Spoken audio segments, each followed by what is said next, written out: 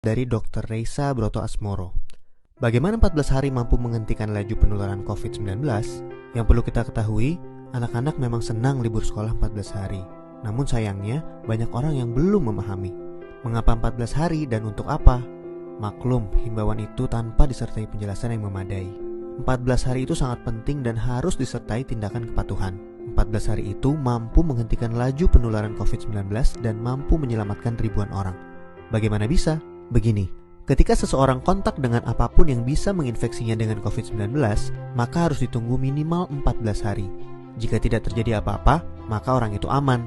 Nah, libur 14 hari itu untuk memotong rantai penularan, dan ini baru akan berhasil jika semua orang tetap tinggal di rumah masing-masing selama 14 hari itu.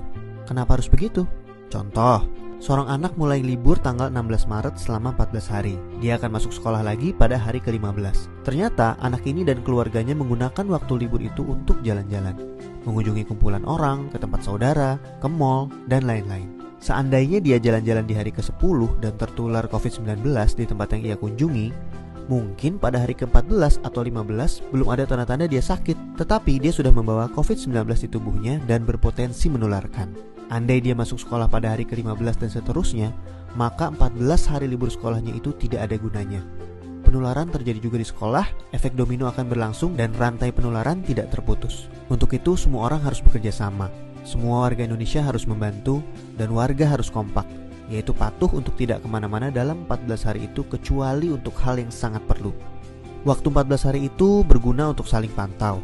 Jika ada orang yang menunjukkan gejala-gejala menderita serangan COVID-19, bisa segera ditangani dan hopefully penularannya hanya stop di dia, karena dia tidak kontak dengan orang lain dalam 14 hari itu. Jadi, mari kita mengisolasi diri untuk diri sendiri dan orang lain. Mungkin pula dalam skala besar untuk umat manusia. Mohon bantuannya untuk share dan jelaskan hal ini kepada orang lain, supaya semua patuh dan pemerintah terbantu untuk stop penularan COVID-19.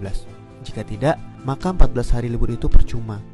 14 tahun pun tak bisa stop penularan. Semoga kondisi dunia segera pulih. Dr. Reysa Broto Asmoro.